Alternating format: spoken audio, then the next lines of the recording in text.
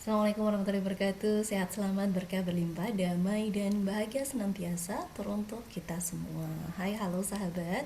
Bersua lagi dengan saya Warotri Utami, masih di channel Rumah Kita.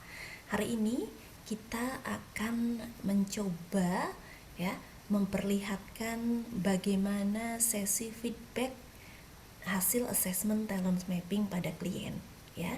Jadi nanti sahabat semua bisa lihat setelah klien itu melakukan tes talent mapping, hasil tes talent mappingnya sudah dapat, itu akan ketemu dengan praktisi talent mappingnya dan melakukan sesi feedback ini.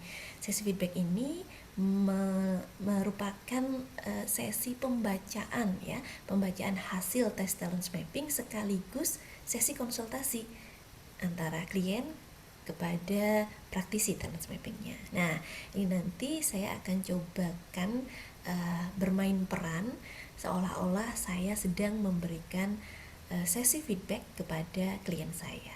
Nah, sesi ini karena fiktif, klien kita ini nanti namanya adalah Mbak Ranti. Beliau seorang guru dan kegalauannya kenapa harus talent mapping adalah beliau galau, beliau belum yakin apakah aktivitas sebagai guru peran sebagai guru yang sekarang ini sudah beliau jalani ini apakah sesuai dengan bakat, minat, dan potensinya atau malah sebaliknya sesuai dan bisa menjadikan karirnya lebih baik lagi. Yuk kita lihat saja hasil assessment dari Mbak Ranti dan sesi feedbacknya. Ya, Assalamualaikum warahmatullahi wabarakatuh. Mbak Ranti, selamat malam. Ya, seperti yang sudah kita agendakan kemarin, hari ini kita akan melaksanakan sesi feedback, sesi pembacaan hasil asesmen Mbak Ranti sekaligus konsultasi ya, sekiranya nanti ada yang mau ditanyakan. Nah, sebelumnya Mbak Ranti saya mohon izin untuk menyampaikan preview terlebih dahulu tentang bagaimana talent mapping itu, sehingga talent mapping ini nanti bisa menjawab kegundahan hati Mbak Ranti. Ya, diizinkan ya Mbak ya. Baik. Jadi, talent mapping itu adalah tools assessment, tools personality assessment. Jadi tes kepribadian ya, dimana dia dibuat untuk mengungkap bakat, minat, potensi, kekuatan seseorang sehingga bisa digunakan untuk peran dan aktivitas produktif di masyarakat. Nah, tadi disebutkan bakat ya, minat, bakat, potensi, kekuatan. Nah, bakat di sini yang dimaksud dalam talent mapping adalah segala pola perilaku, pola perasaan, pola tindakan yang sering kali dilakukan oleh seseorang dan bisa digunakan untuk aktivitas peran produktif. Seperti itu. Nah, fungsi talent mapping ini sendiri secara umum ada dua. Yang pertama fungsi deskriptif, yang kedua fungsi prediktif. Fungsi deskriptif ini mewakili ranah bakat tadi, yaitu menggambarkan pola aktivitas, pola peran, pola perasaan, pola tindakan pada seseorang yang dia bisa gunakan untuk aktivitas dan peran produktif. Sedangkan fungsi prediktif itu memprediksi. Jadi talent mapping ini memprediksi, memperkirakan kekuatan-kekuatan yang paling potensial yang ada pada diri seseorang yang bisa digunakan untuk beraktivitas secara produktif dalam kehidupannya. Nah, seperti itu secara umum gambaran tentang talent mapping. Oleh karenanya, insya Allah akan bisa menjawab kegalauan Mbak Ranti, apakah aktivitas yang saat ini sudah dijalani perlu untuk pindah peran karena tidak sesuai dengan bakat, minat, dan potensi kekuatan, atau malah sebaliknya ternyata sudah sesuai sekali sehingga cukup untuk bisa membuat Mbak Ranti menebar manfaat, bahagia, dan tentu saja step-step karirnya apakah bisa menjadi lebih baik lagi atau bagaimana. Yuk, tanpa memperpanjang waktu lagi Mbak Ranti, kita mulai sesi feedback kali ini. Mohon izin, saya akan share screen hasil assessment Mbak Ranti. Saya mulai dari urutan bakat ya. Jadi Mbak Ranti, hasil tes assessment talent mapping ini ada 5 ya, ada 5.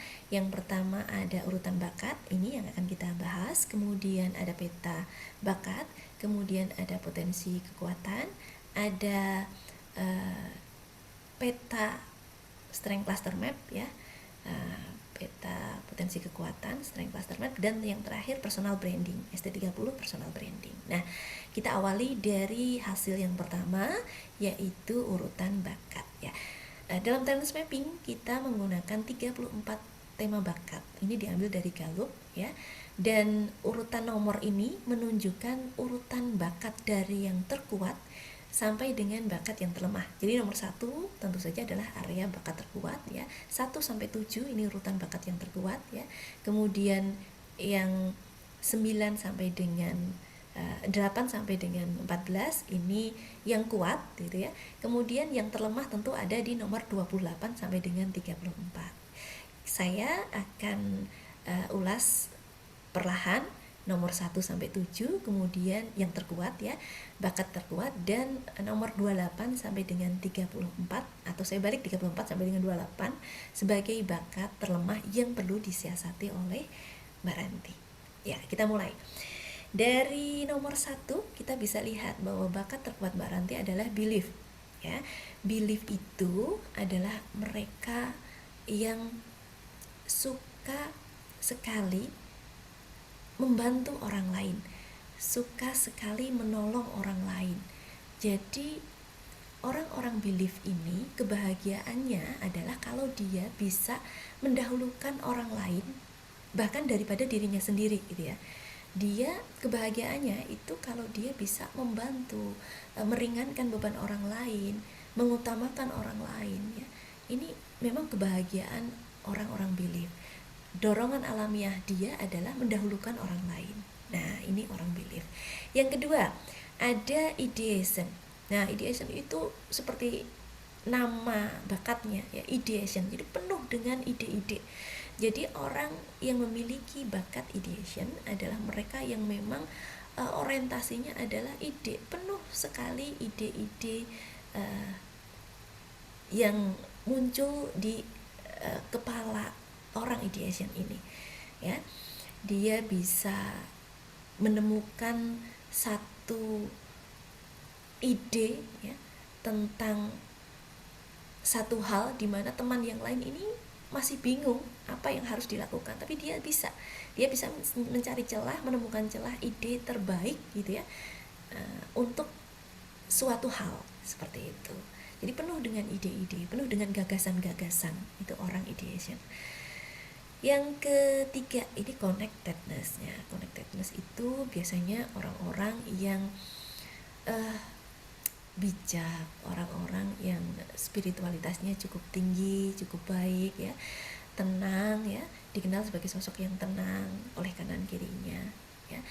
Orang-orang connectedness selalu merasa bahwa segala sesuatu dalam kehidupannya adalah terhubung antara satu dengan yang lain.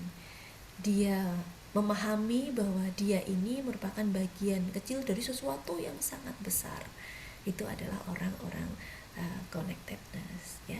Jadi dia yang dia pahami bahwa tidak ada hal di dunia ini yang terjadi secara kebetulan, semua pasti ada alasannya. Itu semua pasti ada alasannya. Nah, itu adalah orang connectedness. Seperti itu Mbak Ranti. Kira-kira sama ya? Oke, ya mewakili. Ya, terima kasih. Kita lanjut. Yang keempat, bakat keempat Mbak Ranti adalah input. Mbak Ranti suka sekali mengumpulkan apa nih? Ilmu mungkin, informasi mungkin, atau barang. Jadi orang-orang input ini memang suka sekali mengumpulkan sesuatu. Bisa jadi informasi, bisa jadi materi, bisa jadi barang ya. Nah, suka saja. Mereka merasa bahwa barang-barang yang dikumpulkan ini suatu saat pasti akan ada manfaatnya deh gitu. Jadi suka sekali mengumpulkan beragam hal ya, tentu saja sesuai dengan minatnya. Kalau informasi ya informasi, kalau barang ya barang ya, tergantung, satu dengan orang lain bisa berbeda, tapi prinsipnya adalah mengumpulkan sesuatu karena dia berpikir one day itu akan bermanfaat untuk dirinya. Iya, apa nih kalau Mbak Ranti yang dikumpulkan? Informasi, ya bagus. Kita lanjut ya Mbak Ranti. Yang kelima adalah responsibility. Nah, keren nih ya. Jadi orang responsibility itu orang yang dikenal bisa diandalkan. Orang-orang yang bisa diandalkan biasanya memang memiliki responsibility kuat. Jadi dia ini kalau mendapatkan amanah maka dia akan betul-betul berusaha keras agar dia bisa menuntaskan, menyelesaikan tugas ini. Itu. Jadi orang-orang yang memang bisa diandalkan. Yang keenam, oh ya, kembali ke responsibility tadi. Memang bisa diandalkan ya, tidak bisa menolak kalau diminta melakukan sesuatu. Tetapi ada kelemahannya juga ya, karena biasanya karena sulit menolak, jadi semuanya diterima dan akhirnya ini akan mempersulit diri sendiri untuk bisa menyelesaikan tugas-tugas tadi. Ya, jadi perlu memang diatur, perlu disiasati. Selanjutnya yang keenam, developer ya. Developer ini adalah sosok yang selalu tertarik, antusias untuk bisa menjadikan orang lain lebih baik lagi, untuk menjadikan seseorang atau orang lain ini menjadi lebih baik dari sebelumnya, sesuai dengan potensi yang orang lain ini miliki.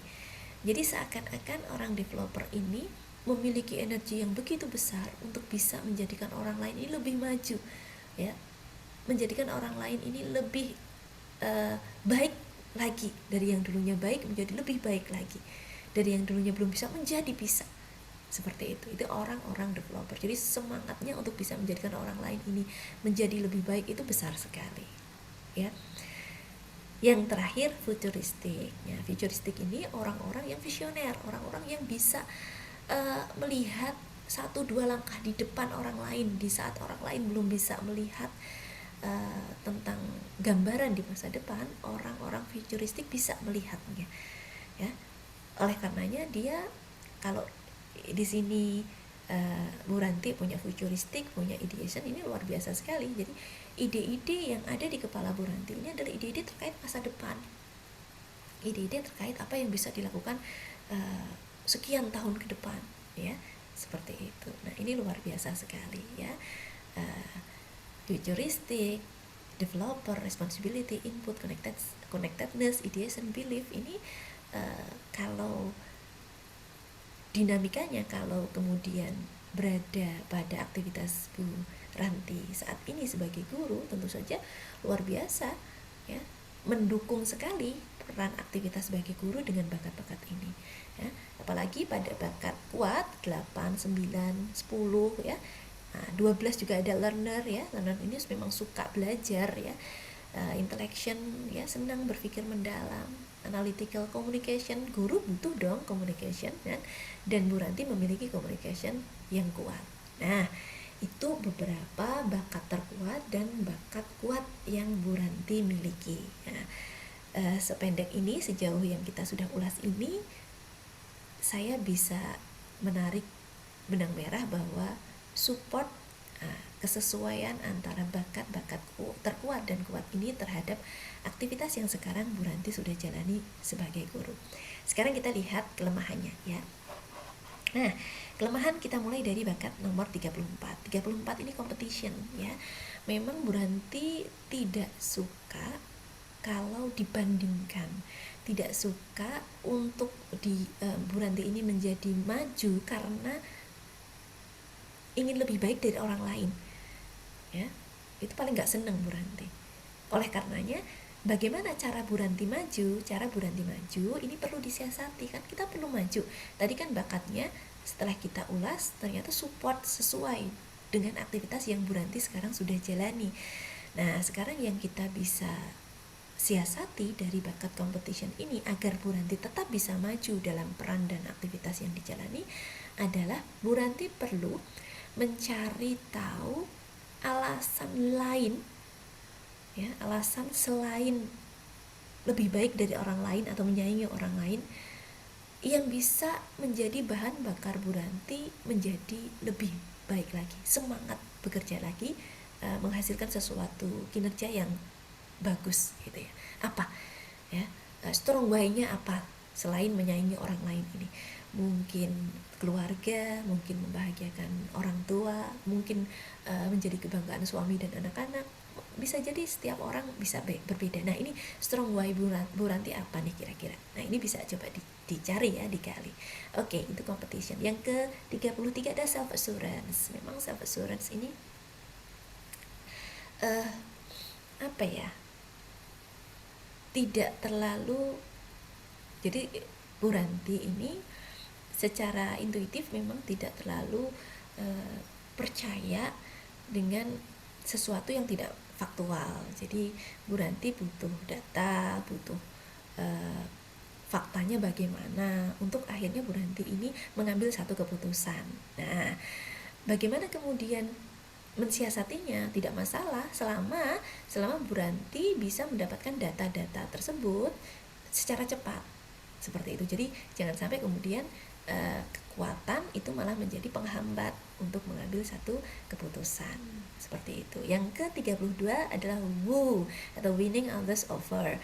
Winning others over ini yang dimaksud adalah Bu Ranti kalau misalnya ketemu sama orang nih, Bu Ranti cenderung untuk ketemu orang baru ya, ketemu orang baru, Bu Ranti cenderung untuk menarik diri, tidak memilih untuk menyapa karena toh tidak kenal gitu ya. Jadi secara alami tidak ada dorongan untuk memulai membuka percakapan. Sedangkan untuk orang yang woo-nya kuat ini dia akan memulai percakapan dengan orang baru. Jadi memang dorongannya lemah untuk di Bu Ranti. Tidak menjadi masalah ya. Bu Ranti punya communication ya. Jadi Bu Ranti bisa gunakan dorongan untuk berbicara ini untuk memulai pembicaraan dengan orang baru gitu. Ke-31 ada positivity ya. Positivity itu saya bisa berikan gambaran bahwa orang yang positivity-nya kuat itu orang yang tidak serius, bukan tidak serius tapi positif lah, dia memandang segala sesuatu itu serba positif gitu ya. Dia bisa memberikan semangat kepada timnya, dia bisa memberikan keceriaan, kehangatan kepada orang lain. Sedangkan kalau mereka yang positivity-nya lemah, itu bisa diartikan memang serius orangnya gitu. Orangnya serius, cenderung banyak berpikir, seperti itu. 30 ada disiplin ya. Nah, ini perlu disiasati juga untuk kedisiplinan ini. Tapi saya lihat tadi ada responsibility ya. Nah, itu juga bisa digunakan, dioptimalkan untuk nantinya bisa membantu Bu Ranti memanage waktu, memanage pekerjaan ya, sehingga bisa sesuai dengan apa yang sudah dischedule-kan. Seperti itu. Aktivator 29 ya. Secara alami memang kurang untuk Bu Ranti ini mengeksekusi setiap ide-ide yang ada ya. Ini juga perlu diperhatikan, jangan sampai ide-ide terkait masa depan yang luar biasa keren, luar biasa bagus itu berhenti pada sebatas ide saja sehingga tidak terrealisasi. Nah, itu bagaimana ini perlu disiasati seperti apa? Salah satu yang bisa disiasati adalah Bu Ranti sinergi sama rekan lain yang punya bakat aktivator kuat, sehingga segala ide luar biasa yang Bu Ranti sudah hasilkan itu bisa dieksekusi sedikit demi sedikit gitu. Yang 28 terakhir yaitu relator. Ini bakat terlemah juga dari Bu Ranti karena tadi memang winning others over-nya tidak begitu, winning others over-nya lemah, relatornya juga lemah. Relator ini memang secara alami kurang dari diri Bu Ranti ini untuk berinteraksi dengan orang lain, entah itu orang lain di sini orang lama ya, orang yang sudah dikenal lama gitu ya. Kurang untuk keinginan menjalin persahabatan lebih dalam dengan orang-orang yang sudah dikenal ya, biasa saja, standar saja, seperti itu. Nah, ini mungkin bisa disiasati dengan bakat kuat Bu Ranti ya. Ada belief ya, belief itu kan mendahulukan orang lain. Nah, ini juga bisa jadi jalan ya, juga bisa menjadi benang merah antara bakat kuat Bu Ranti ini mensiasati bakat-bakat lemah Bu Ranti. Jadi belief communication tadi bisa menjadi benang merah untuk menjadi salah satu cara mensiasati bakat-bakat lemah Bu Ranti utamanya tadi ada pada Wu dan relator. Nah, itu beberapa yang bisa saya ulas terkait urutan bakat. Selanjutnya, saya stop share, saya akan share screen hasil yang kedua, yaitu peta bakat. Nah, ini peta bakatnya. Ya, betul ya Bu Ranti ya. Nah, ini peta bakatnya Bu Ranti. Bu Ranti bisa lihat di sini luar biasa. Jadi dalam peta bakat itu ada 5 warna. Bu Ranti bisa lihat ada yang merah, kuning ya, putih, abu-abu dan hitam.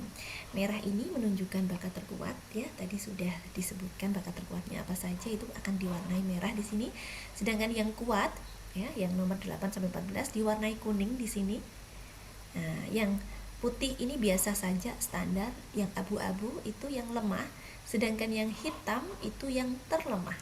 Gitu. Nah, kita mulai lihat di mana area yang terkuat dan kuat yang paling banyak di area bakat ini. Jadi area bakat dalam peta bakat ini dibagi menjadi 4. Ada area thinking talents, kemudian striving talents, area influencing, dan area relating.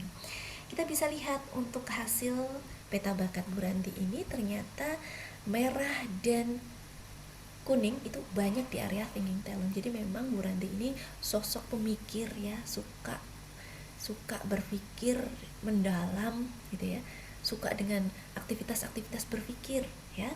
Nah, baik otak kanan maupun otak kiri. Otak kirinya juga ada analytical, learner, input, intellection ya. Di otak kanannya malah semuanya merah dan kuning ya, luar biasa. Jadi memang aktivitas-aktivitas berpikir, aktivitas-aktivitas merenung mendalam itu adalah aktivitas-aktivitas yang Bu Ranti sukai gitu.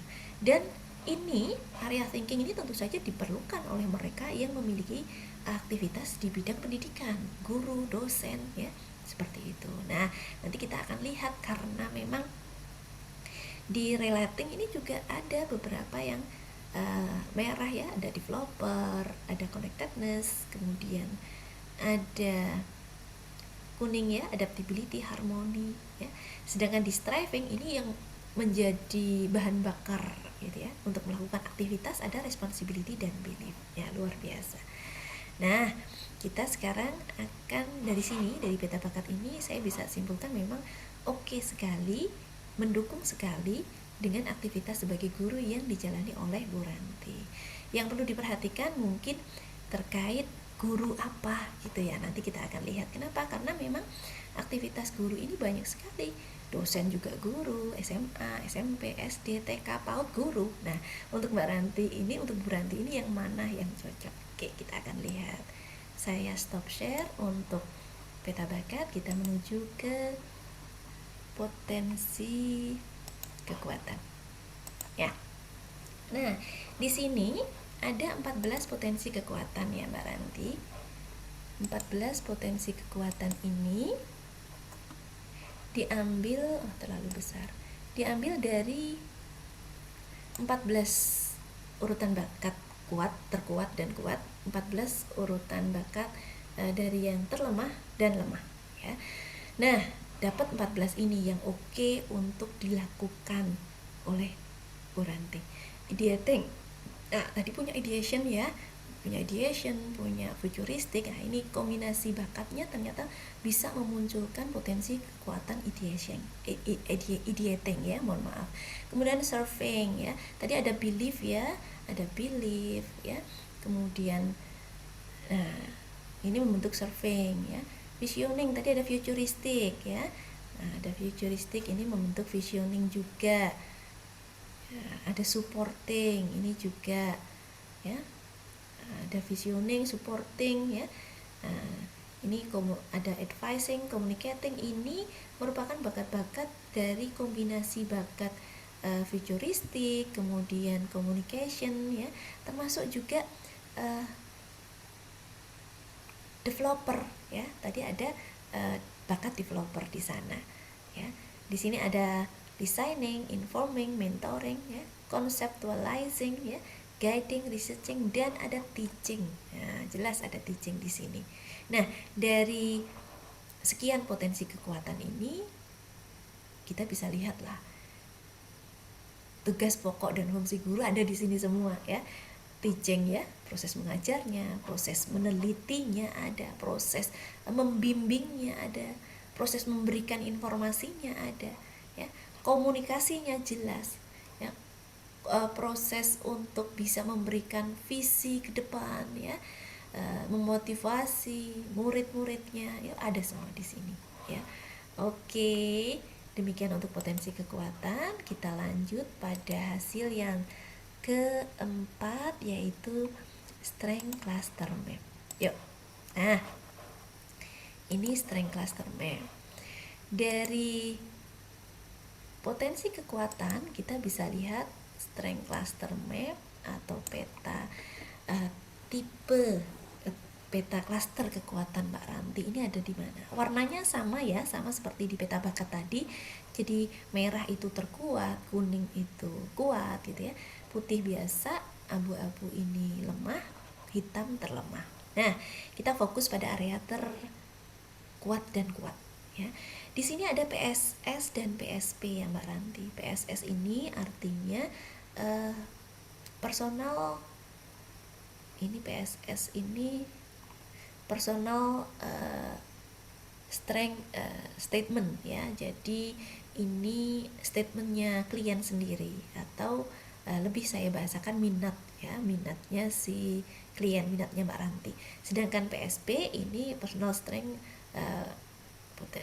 personal PSP ini personal strength potential ya. Jadi ini terkait bakat ya. PSP terkait bakat, PSS terkait minat gitu ya. Nah, yang bagus bagaimana? Yang bagus kalau ada kesesuaian antara PSS dan PSP ya. PSS-nya. Nah, seperti ini sudah sesuai sekali ya. Ya, ini menunjukkan bahwa Bu Ranti memang self awareness-nya sudah bagus, sangat kenal diri sendiri gitu. Nah, hal yang lain yang perlu saya sampaikan adalah area di atas NHS ini menunjukkan kalau Bu Ranti oke beraktivitas dengan orang lain. Sedangkan area yang di bawah ini kalau banyak kuning dan merahnya, maka Bu Ranti lebih senang kalau bekerja sendiri. Nah, dari sini bisa dilihat bahwa yang banyak merah dan kuning memang area atas ya. Jadi Bu Ranti kalau tadi aktivitasnya guru ya sudah sesuai ya, selalu beraktivitas dengan bertemu orang lain, dalam hal ini murid atau mahasiswanya. Nah, kita lihat. Nah, N di sini adalah area networking, area di mana Bu Ranti berkumpul dengan orang lain tetapi saling bekerja sama. Ya, saling bekerja sama. Kalau H ini Headman mempengaruhi, kalau S ini area melayani gitu. Dan yang banyak di sini di Bu Ranti adalah area N dan S. Artinya Mbak Bu Ranti paling nyaman itu hubungan dengan orang lain dalam area bekerja sama dan melayani seperti itu. Nah, di sini sudah oke sekali ya, mendukung ya, ada training, teaching, mentoring, ini semuanya sudah self awareness-nya sudah bagus karena merah kuning ya, apalagi yang merah-merah atau kuning-kuning itu semakin bagus. Guru juga perlu dong researching ya. Nah, di sini juga bagus, menelitinya juga oke ya. Seperti itu. Untuk otak kanan pun oke, merah kuning di sini banyak sekali, ideasing, synthesizing ya. Guru perlu juga memiliki ini semua. Di S ada serving, guru perlu juga kemampuan untuk bisa melayani gitu ya. Gitu. Nah, dari sini bisa dilihat bahwa caring, counseling, spiritualizing ya, ini area serving ini ya akan bagus kalau misalnya guru itu gurunya adalah kalau saya lihat di sini sih oke semua ya. Jadi Bu Ranti ini juga punya belief, punya caring, bakat, secara bakat itu sebenarnya sudah bagus ya. Area take care-nya sudah oke, kuat ya, meskipun kuning saja tapi itu sudah artinya sudah kuat gitu. Nah, ini juga nggak apa-apa kalau aktivitas gurunya sebagai guru TK atau PAUD. Nah, tapi kalau memang ingin aktivitas guru yang sekarang dijalani pada mereka dengan murid-murid yang usianya dewasa juga oke sekali, karena di sini pun merah dan kuningnya mencukupi untuk melakukan aktivitas itu. Yang perlu dilihat kembali adalah mungkin di sini di area caring ini PSP-nya memang putih ya, mungkin memang kurang minat ya Bu Ranti dalam menjalani aktivitas terkait caring ini, tapi bakatnya sebenarnya ada. Nah, jadi nanti bagaimana? Nanti disesuaikan antara bakat dan minatnya biar Bu Rantinya bisa melakukan aktivitas itu dengan bahagia. Nah, terakhir ini terkait personal branding hasil strength typology. Nah, dari hasil strength typology ST30 yang sudah dikerjakan, hasil personal branding Bu Ranti ada, Bu Ranti oke kalau dikenal orang lain, server, orang yang memang suka melayani, mendahulukan orang lain. Visionary, orang yang bisa melihat jauh ke depan, visioner gitu ya. Kreator, orang yang bisa menciptakan sesuatu yang baru ya. Synthesizer, orang yang bisa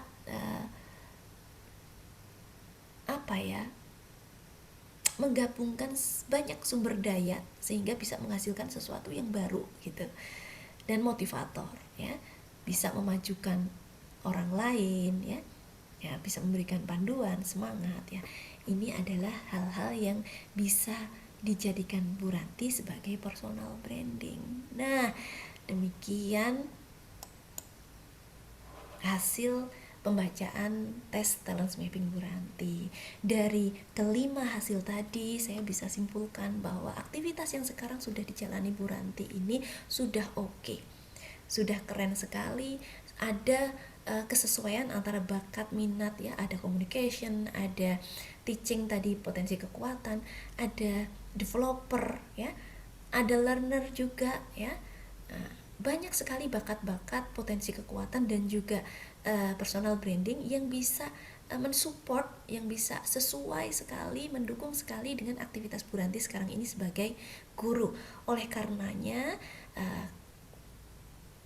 dengan hasil assessment talent mapping ini, sekiranya Bu Ranti ini ingin terus ya menjalani aktivitas sebagai guru, maka itu sudah betul gitu ya, itu sudah betul, tinggal diasah saja area-area yang sekiranya Bu Ranti belum maksimal di mana bakatnya, sehingga bisa menjadikan Bu Ranti ini beraktivitas lebih produktif lagi dan Bu Ranti bisa lebih bahagia dan tentu saja earning apa? Earning karir, jenjang karir yang meningkat ya. Jadi kalau ini sudah dijalani dengan bahagia, kalau bakat-bakat sudah diasah dengan optimal, kalau potensi kekuatan benar-benar sudah berubah menjadi kekuatan, maka easy, enjoy, excellent, dan terakhir pasti di depan ya, yaitu earning. Earning apa? Earning bahagia, earning bisa menebar kebermanfaatan, dan tentu saja earning jenjang karir yang jauh lebih oke, jauh lebih baik. Seperti itu ya. Kepala sekolah bisa sekali. Kenapa? Karena Mbak Bu Ranti ini punya visionary ya. Pemimpin perlu dong potensi kekuatan visioner gitu ya, punya futuristik ya. Baik, saya kira demikian Bu Ranti selintas terkait feedback kita, pembacaan hasil dan konsultasi untuk hasil talent mapping Bu Ranti. Nanti kalau ada pertanyaan silahkan nanti ditanyakan, saya akan ulas. Saya akhiri dulu untuk sesi feedback kali ini. Terima kasih. Assalamualaikum warahmatullahi wabarakatuh. Terima kasih Bu Ranti.